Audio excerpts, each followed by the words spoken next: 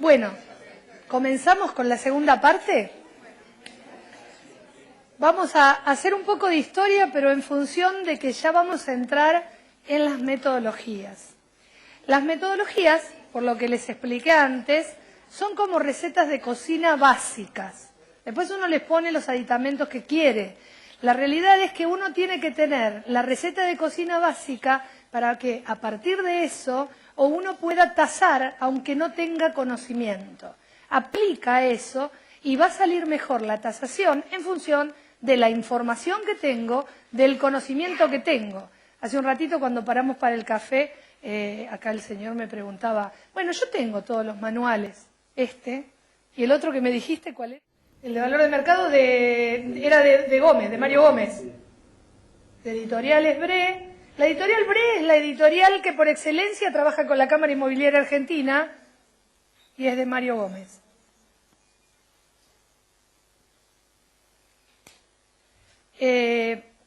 Yo comentaba recién, él me dice, yo tengo todos esos manuales que vos tenés, me dijo recién. Tengo el de Dante Guerrero. Bueno, no, me lo dijo bien, por favor. No, bien, muy bien. Y que tenía Y bueno, y dice, yo tengo, y de ahí aparecen todas las cosas que son las que estoy viendo que vos ponés en las filminas, ¿no? O en el Prezi, que es este programita. Para no decir filmina, porque si no parece que soy una vieja. Y entonces le digo, claro, te falta la expertise. Es decir, la experiencia de trabajar en el ámbito y del conocimiento del mercado. Cuando vos tenés la receta de cocina, obviamente te sale mejor. Es como la abuela, ¿viste? La abuela te pasa la receta de cocina, siempre le sale mejor a ella que a uno. O mamá, siempre sale mejor. ¿Por qué? Porque tiene la expertise de haberla hecho muchas veces y entonces descarta las cosas que no le es afín para hacer esa tasación y toma las que le son afines. ¿Por qué les puse esto? Es simplemente para que ustedes tengan en cuenta que algunos libros le pueden dar una ayuda cuando uno recién comienza o cuando ya tiene años de experiencia y necesita hacer algo diferente o necesita material bibliográfico para poder poner en una tasación dentro del marco de un informe. El manual de tasaciones de propiedades rurales y urbanas de Dante Guerrero es uno de los manuales más típicos que hay. Está el otro manual que es de Mañó, pero que en este momento la verdad no me viene a mi memoria, para mañana se los traigo, otro de los libros, también del Tribunal de Tasaciones de la Nación. Esta es la página del Tribunal de Tasaciones de la Nación. No inviertan la posición de la N porque van a ver películas. Entonces es www.ttn, Tribunal de Tasaciones de la Nación.gov.ar, ¿sí? Si no sería TNT y ahí entramos en otra cosa. Y que me comentaba él, el valor del mercado de Editoriales Bre, de Mario Gómez. Yo también tengo un libro de Editoriales Bre, ¿viste? Pero es de administración de consorcio. Porque como yo doy administración de consorcio también en el Cámara Inmobiliaria, tengo un capítulo que habla de patología. Bueno, volvamos de nuevo a esto. Entonces, esto es para que tengan datos. Ventaja que mañana vamos a ver en el Tribunal de Tasaciones de la Nación. Tiene cantidad de informes, de normas, tiene un montón de normas y van apareciendo, cada una depende la tasación que uno va a hacer. Ellos se dedican exclusivamente a hacer tasaciones. Bueno, y esto que les contaba un poquito, dije un poco de historia y cuándo comienzan esas tasaciones. En realidad la tasación comienza cuando uno tiene la posibilidad de evaluar el suelo. Hasta que el suelo no tuvo valor, la tasación no existía. Tasación inmueble, ¿no? Me refiero. Tal vez el semoviente se dio antes de los bienes inmuebles, seguramente. Porque en realidad la tasación fuerte aparece después de la Revolución Industrial, donde el valor del suelo empieza a tener un valor más asignable y se empieza a comerciar con ese valor de suelo. La Revolución Industrial, recuerden que empieza a aparecer toda la industria y empiezan a aparecer la arquitectura, a ver que no esté Laura, así me corrige de historia, con todo lo que es propiedades que son lugares que empiezan a abastecer de personas para esas industrias. Entonces el suelo empieza a tener un valor diferente. Y esas industrias, de acuerdo a dónde se ubiquen, el valor del suelo va a ser menor o mayor, en función de que si yo trabajo en esa industria, qué mejor que vivir cerca, ¿sí? Y estos son conceptos generales que capaz así en la charlita de la primera hora se los comenté, pero bueno, primero vienen los principios de tasación, que fue todas estas cosas que venimos charlando hasta ahora. Después habla de los conceptos de valor. Uno tiene que saber cómo valora esto del precio, del costo. Tiene que tener muy claro cuál es la situación. Y después vienen los métodos. ¿Por qué? Porque el método es la receta de cocina. Entonces, es el más específico el método. Los principios de tasación, lo que vimos antes, ¿no? Esto acota, ¿no? Los principios de tasación, finalidad de tasación, la temporalidad de la tasación y la sustitución. Cuando hacíamos liquidación de medianería, no sé si recuerdan esa vieja fórmula que teníamos de valor actual, valor de reposición, con el tema de la depreciación, tiene que ver con esto de la sustitución. ¿Uno qué puede tasar? Puede tasar algo que se pueda sustituir con otra cosa. Si eso que yo taso no tiene capacidad de sustitución, tengo que tasarlo a través de los costos, porque no tengo con qué comparar. Entonces ahí ya no entra dentro de la tasación normal de valores comparables. Les voy a leer solamente la definición de tasador que da la Unión Panamericana de Asociaciones de Evaluación. Otra de las tantas, después está el IAT, que es el Instituto Argentino de Tasaciones, pero dice tasador, valuador, evaluador o avaluador. Digo esto porque, por ejemplo, en todo lo que es categorización del Estado en vivienda habla de avalúo. ¿Sí? No habla de tasar, es lo mismo, le pone valor a algo. Entonces dice que tasador, valuador, evaluador o avaluador es lo mismo. Es aquel experto profesional universitario o profesional legalmente habilitado en su país, los martilleros también, para que no me reten, también son legalmente habilitados, con alto nivel de competencia técnica e impecable integridad que analiza todos los aspectos que influyen en los bienes tangibles e intangibles, o sus derechos y usos y fuerzas sociales, económicas, políticas y físicas que por su interacción influyen en su valor. Procesa todos los datos en forma ordenada, objetiva, sistemática y coherente, dentro de un sano criterio de apreciación y avalúa el bien o los derechos, estimando su valor de cambio por dinero en efectivo por dinero en efectivo, para una fecha y lugar determinado, considerando un uso y propósito específico. Medio largo y mete miedo saber que uno todo tiene esas responsabilidades, sobre todo fuerzas sociales y económicas, que la verdad yo no me considero para tanto, pero eso es lo que dice la Unión Panamericana de Asociación de Evaluación. Una de las primeras leyes que aparece en 1866 es la ley de Hoffman. Acá entro a ver, les voy a contar la receta de cocina. Ahora les voy a contar la masa más básica del merengue, digamos. Entonces, ¿cuál es la básica de cuando se hace a través del juez Murray Hoffman, que es quienes hacen la expropiación de lotes en Nueva York porque va a pasar el tren? ¿Qué considera como norma básica? Que la línea oficial, hasta su primer medio, vale 2/3 más, 2 veces más que la línea, ahí está puesto mal, pero vale 2/3 más, sí, está bien, que la línea del medio para atrás. Es decir, que la mitad del lote vale más, 2 veces más que la mitad que está por detrás. ¿Sí? Eso es lo que establece la ley de Hoffman. ¿Para qué nosotros la podemos aplicar? Para expropiaciones. Entonces, el valor del inmueble vale mucho más de la línea oficial en su primer mitad que en su segunda mitad. Así lo consideraba como básico, en 1866. Necesitaba el juez definir cómo expropiaba, y es lo que aplicó.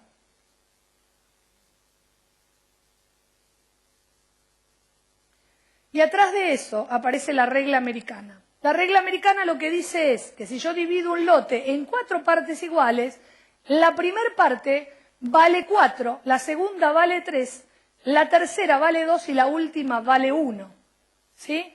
Con lo cual, aplica para esto las proporciones de valor de cada cuarta parte del lote, a la del frente le corresponde el 40% del valor, a la siguiente el 30%, a la otra el 20% y a la otra el 10%.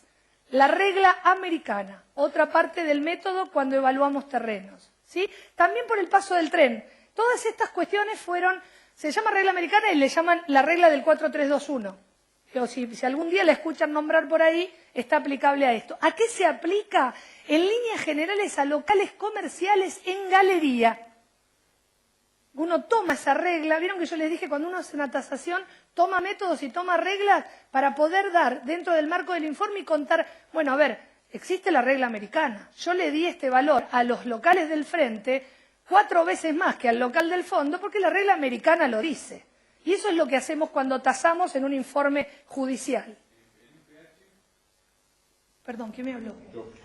En un pH, mira, el pH es algo tan relativo, porque en realidad el frente a veces puede valer mucho, pero a veces el fondo vale mucho más, porque tiene terreno, ponele. Entonces, me parece que en el caso de viviendas, particularmente sobre viviendas, me parece que la evaluación es diferente.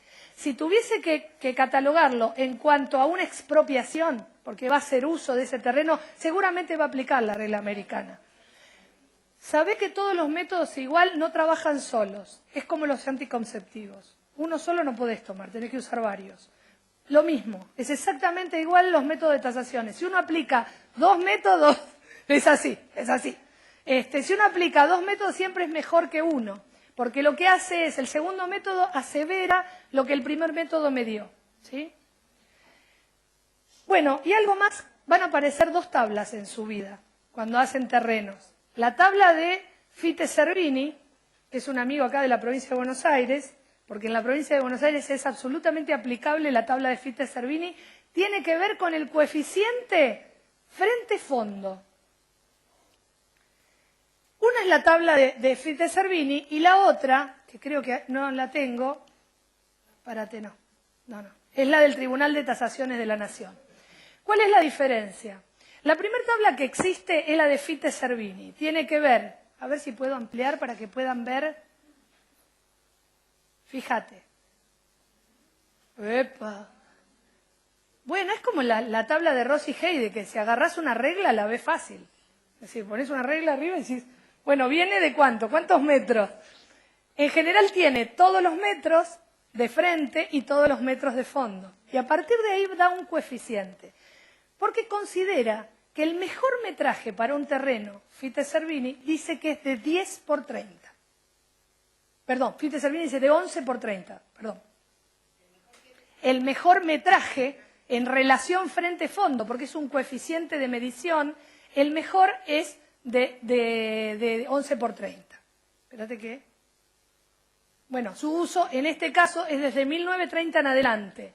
Es una tabla de doble entrada para sacar un coeficiente, que es el de frente y fondo, en relación de un terreno.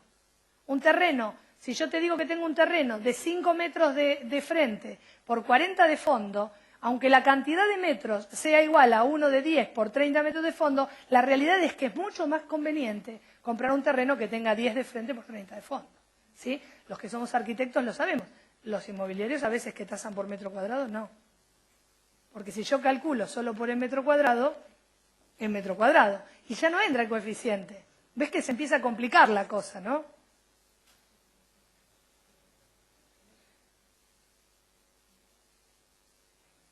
Aproximación del cálculo del método es de 11 por 30. Cuando habla de 11 por 30, ¿se acuerdan cuando hablábamos de valores de mercado que dije vale 1? ¿Cuál es el tipo? El 1, es el mío, el que yo tengo, y después de ahí subo o después de ahí bajo. Bueno, en el caso de Fite Servini lo que dice es 100, que si yo lo traslado a decir que eso es un porcentaje, digo es 1, ¿sí? 11 por 30 es el lote típico en la provincia de Buenos Aires. Entonces dice, tabla de Fite Servini solo se aplica cuando tengo viviendas que no están bajo el régimen de propiedad horizontal. ¿Por qué? Porque tengo terrenos más espaciosos, porque me permite tener otros terrenos al lado que acompañen mi terreno. Entonces, Fite Servini siempre se aplica a lugares que no son de alta densidad. Ahí va. Preferentemente aplicable a zonas urbanas de baja densidad. Esta tabla trata de pronosticar conductas humanas al momento de tomar la decisión de la compra, teniendo en cuenta exclusivamente las medidas de las parcelas, la relación frente-fondo, en resumen, la mayor o menor armonía de sus lados. Porque lo que estamos haciendo ahora es, con un poquito de historia, entrando a cada uno de los coeficientes. ¿Cómo se tasa? Normalmente se tasa parándose en cada coeficiente en forma individual. Entonces yo me paro y digo, bueno, tengo este terreno. Ahora voy a mirar el coeficiente de superficie. ¿Es mejor la superficie que tengo que los otros 2 o 3 terrenos que yo ya conseguí? Y miro solo la superficie, no miro otra cosa. Y me corro de casillero y digo, bueno, la relación frente-fondo, ¿es mejor que cualquiera de los otros 4 que conseguí? Y así me va a pasar con cada uno de los coeficientes que yo tome en la valoración del terreno.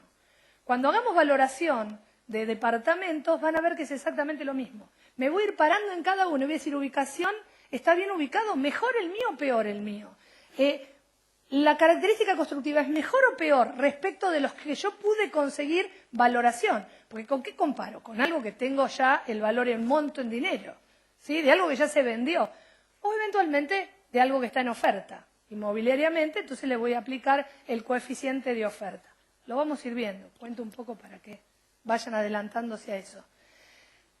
Esto que dice acá abajo, superficie por coeficiente de Fitte-Cervini, esto que se ve acá, miren que me dieron un puntero láser de esos que molestan en la cancha.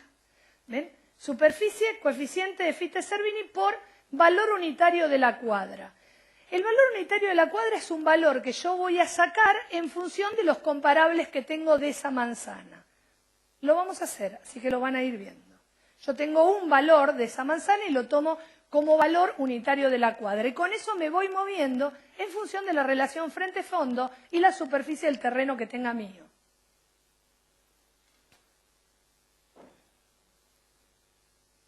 Si voy rápido o no entienden, díganme, porque voy rápido. ¿Viste? Díganme porque no, a veces no me doy cuenta y sigo. Tribunal de Tasaciones de la Nación. Los amigos del Tribunal de Tasaciones de la Nación aparecieron en nuestra vida recién cuando llegó el Mundial 78, un ratito antes. En realidad llegaron con el amigo Cacciatore. Había que hacer las autopistas urbanas en la ciudad de Buenos Aires y se crea ad hoc el Tribunal de Tasaciones de la Nación para poder hacer las expropiaciones. Y genera el Tribunal de Tasaciones de la Nación que el lote típico para ellos es el de 10 por 30. En realidad, si me extrapolo, tendría que decir que el lote típico debería ser 8,66 por 30. Pero en realidad, en 10 por 30, por código de edificación de la ciudad de Buenos Aires, te da 3 habitaciones de frente, ¿sí? Y un poquito de changüí más te queda. Entonces, por eso aplica el 10 por 30. Entonces, la tabla del tribunal, para ellos, el lote tipo va a ser 10 por 30 y no 11 por 30, como era el lote típico en Fitte-Cervini. Es decir, considera una superficie menor en realidad. Un poco en la diferencia, pero la verdad es que en terrenos urbanos vale mucho más el suelo. Este es un poco el cuentito del Tribunal de Tasaciones de la Nación y cómo aparece, que es un organismo técnico dirigido por profesionales propuestos por el sector público, que todavía hasta el día de hoy se elige en el sector público quién está dentro del tribunal, por entidades profesionales privadas que establecen valores objetivos de los bienes cuya adquisición, enajenación, locación o valor contable sea requerido por organismos nacionales, provinciales, municipales, binacionales, multinacionales, de los cuales el Estado Nacional sea parte, o por el Poder Judicial de la Nación, para sí o para aquellos ante los cuales supervisa, controlan o auditan y las tasaciones que les sean requeridas por cualquier persona física o jurídica. Es decir, es un organismo del Estado. Un organismo del Estado que define normas. Cuando uno tiene que enfrentarse al Estado en algún conflicto de tasación, debe estudiarse las normas del tribunal, porque se va a enfrentar al que hizo las normas. Entonces uno tiene que tener la sapiencia suficiente para decir, bueno, está bien, Vos hiciste las normas, vos pensás de esta manera, bueno, a ver, yo voy a sentarme acá y voy a ver cómo voy a decirte si tenés o no razón en función de esto. Lo que le contaba anteriormente es la categorización o avalúo de un terreno porque le sube la BL a 400 o a 500%.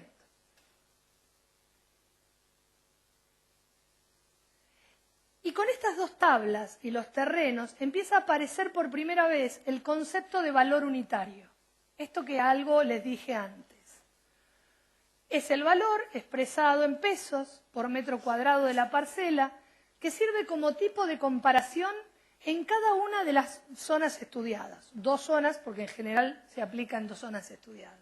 Esto es cuando estamos trabajando con la tabla de Fitte-Cervini. Este valor unitario será el de cada metro cuadrado de un lote de terreno de 11 por 30. Si aplicamos la tabla del Tribunal de Tasaciones de la Nación, estaríamos hablando de un lote tipo en donde cada metro cuadrado del lote de terreno corresponde a uno de 10 por 30. Eso es lo que establece las tablas tanto de Fitte-Cervini como del Tribunal de Tasaciones de la Nación. Ambas tablas están acá adentro. La de Fitte-Cervini me fue fácil ubicarla en internet y la tengo. Yo tengo las 2 tablas acá adentro. Tablas de doble entrada, simple como la de Rossi Heidecke. Lo que no necesita es hacer un cálculo de coeficiente distinto. Estas se entran con la tabla y nada más. Y Fitte-Cervini se aplica haciéndolo porque es un porcentaje, dividiéndolo sobre 100 para que te dé un valor nominal. Bueno, hasta acá, lío bárbaro, ¿no? Ahí empecé con los coeficientes y se armó un despiole bárbaro. Ahora vamos a ver si podemos tasar un terreno. Esperen que me tengo que ir de acá.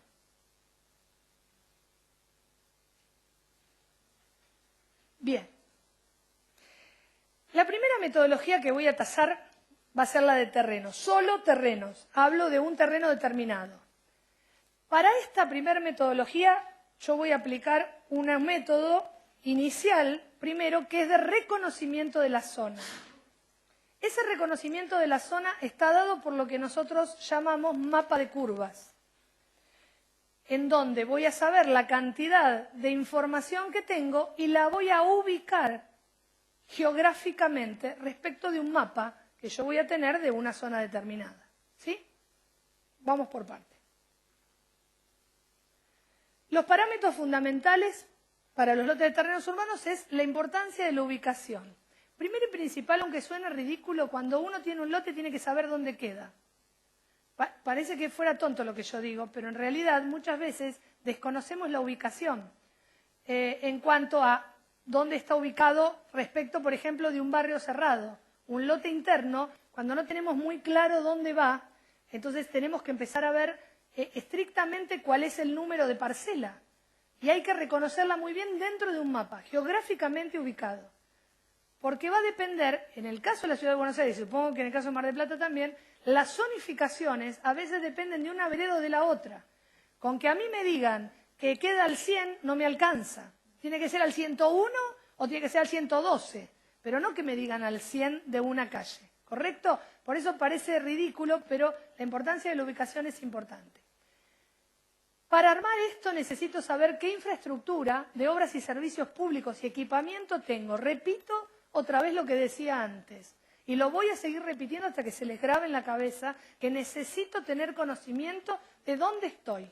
La infraestructura de obras es, tengo agua corriente, tengo gas corriente, tengo cloacas, tengo teléfono, tengo internet, tengo cable.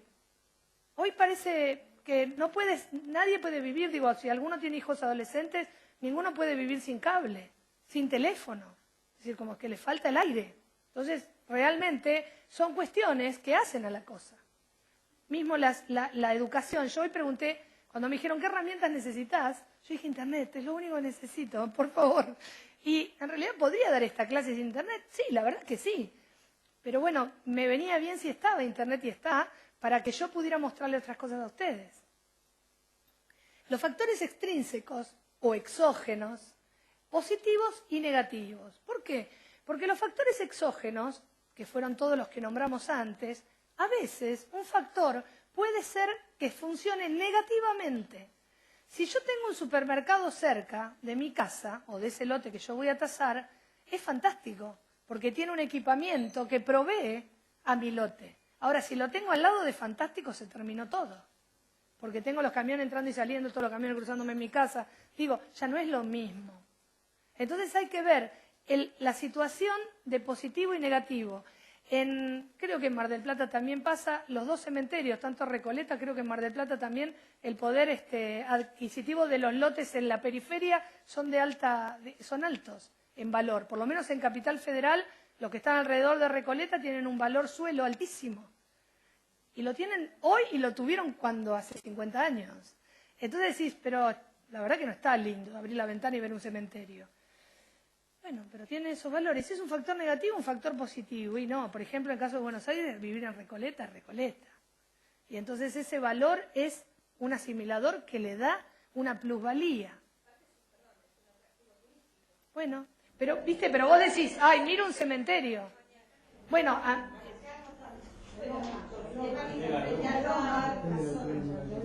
pero lo que digo es, a veces los factores que son estrictamente negativos suelen ser positivos, y aquellos que son positivos, como esto del supermercado, o un colegio. Qué fantástico tener, si tenés chicos, que el colegio esté cerca, ahora que no esté al lado. Si no, olvídate de la siesta, olvídate de dormir un día más a la mañana, nada. Entonces ahí ese factor que era positivo, porque estaba bueno, porque tener un colegio cerca es fantástico, y si es en la misma cuadra mejor, mi hijo ni cruza la calle, la realidad se transforma en un factor negativo si está atrás de mi casa. Los accesos y vías de comunicación. Cuando yo le pido a mis alumnos que hagan informes y le pongo accesos y vías de comunicación, me hacen los recorridos de los colectivos. Y les explico, mira, la verdad que no me interesa el recorrido del colectivo. Yo lo que quiero saber es cuántos colectivos me sacan de este lugar al que estoy, cuántos colectivos me traen a este lugar al que estoy, si tengo subterráneo mejor, si tengo trenes mejor, entonces, y que funcionen, porque si no funcionan tampoco me sirve. Entonces digo, ¿en cuánto puede degradar el acceso y vías de comunicación y en cuánto puede beneficiar? Estar sobre la General Paz en paralelo baja el valor, en el caso de Buenos Aires, baja el valor automáticamente de las propiedades. Pegado a media cuadra está bárbaro, tanto del lado de Vicente López como del lado de Capital.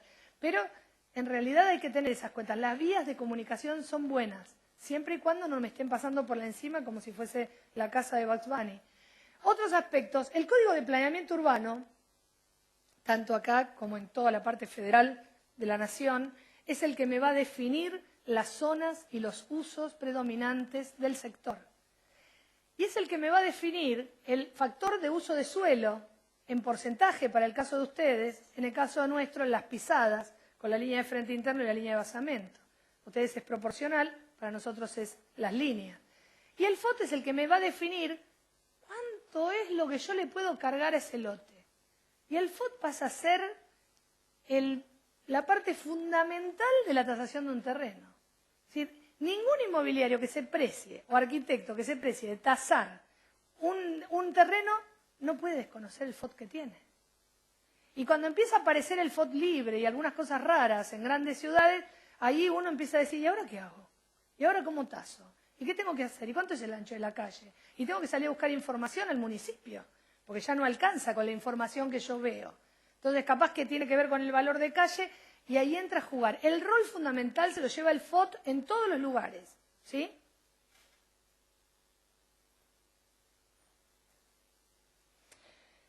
Cuando antes le hablé de asimilador o multiplicadores, ¿se acuerdan que les dije que iban como uno de prototipo, o el lote típico, o el uno que era el típico, y después subía o bajaba? El asimilador está dentro de estas normas IRAM. Saben que las normas IRAM no son obligatorias, son normas que uno toma si quiere. En general, cuando uno habla de normas IRAM dentro de un informe y establece la norma y el número de norma, siempre es un informe mejor llevado. Tenerlo en cuenta. Volviendo al concepto de asimilador, factor que indica la relación cuantitativa entre el antecedente y el problema. Yo tengo algo que ya conozco y tengo un problema. Tengo que tasar este lote que yo no conozco. Entonces, ese antecedente a mí me va a permitir a través del asimilador asimilarlo al problema que yo tengo. Y entonces a partir de ahí, esto que hablaba del auto tuneado antes, tengo un auto que vale tanto, pero tiene 14 relojitos, LED en las ruedas. Bueno, a ver, le tengo que sacar todo eso y le voy a poner un asimilador y voy a decir, bueno, vale, no sé, un poquito menos, un poquito más que el mío, para poder acercarlo. Los asimiladores de mercado. Primer asimilador que voy a utilizar en terreno. Uno de los más importantes junto con el FOT. Si es de oferta, siempre es un 10% arriba. Por lo menos es el que marcamos. Les digo algo, los coeficientes o asimiladores no son estrictamente lo que yo les estoy diciendo, ¿eh? Uno en realidad toma la receta de cocina. Le pone más sal, le pone menos sal y depende después con el gusto de cada uno. Los asimiladores define el perito. Por eso la tasación se complica cuando empieza a aparecer la falta de expertise. Entonces uno va a tasar mejor si tiene más conocimiento. Uno tasa mejor cuando tasó muchas veces. Y si tasó muchas veces en la zona, tasa mucho mejor. Por eso los inmobiliarios tasan bien, en general, ¿sí? En este mercado raro, hoy, enrarecido, de la función esta de no dólares, sí pesos, la gente no tiene, no se vende, nadie compra, ahí empieza a complicarse la tasación. ¿Cuánto vale? ¿Vale lo que valía hace 10 años atrás cuando valía en dólar? ¿O vale hoy lo que... ¿Qué vale? Vale lo que lo paguen. Es el precio, ¿no? Volvemos de nuevo. Vale lo que lo paguen. Y los valores de asimiladores no son estrictos. Pero ¿qué pasa? Para poder explicar un método y para que uno se vaya por lo menos de acá y no me odien y se vaya por lo menos con una receta de cocina abajo del brazo, vamos a tomar absolutos los valores. El valor de mercado de oferta, en líneas generales, es un 10% más que el valor de mercado de precio, el valor de venta. Digo, el valor de venta es 1. Si el valor de venta es 1 y yo lo vendía a 1, si yo lo ofrecí, seguro que lo ofrecí más. Porque si yo sé negociar, voy a ofrecerlo más para después poder negociar y bajar. Y si lo voy a liquidar, voy a ofrecerlo menos, a ver si engancho más. Entonces, siempre va a ser eso. ¿Es un 10 más? A veces sí, a veces no. Entonces digo, por eso no lo tomemos como absolutos, pero sí lo tomamos para poder hacer una receta de cocina básica.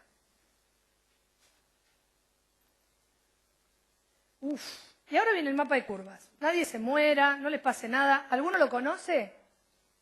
¿Ninguno? Bien. Mapa de curvas es lo que Dante Guerrero en su manual toma como una función cuadrática. No sabía que era peor, si enseñarle geología o enseñarle una función cuadrática a esta altura del partido. Entonces vamos por la geología, que es más fácil. En realidad el mapa de curvas, ¿qué es lo que logra? Logra que yo pueda tener en un sector determinado todos los antecedentes. Entonces digo, a ver, bueno, yo tengo un radio de acción sobre este sector, que son 5 manzanas para un lado, 5 para el otro. Voy a ver cuánto vale algo acá. Entonces busco antecedentes. Con esos antecedentes yo genero el mapa de curvas. ¿Qué me va a marcar? Que el precio más alto lo tengo acá arriba. Si la cima, geológicamente, corresponde al punto más alto de la Concagua, acá el punto más alto es lo que más vale. Es decir, que cuando lo tenga en una planta y lo vea así, este punto de acá seguramente va a ser el de mayor valor. Y si eventualmente yo tuviera un sector deprimido, el sector de acá abajo es el sector de menos valor. Esto es muy lindo.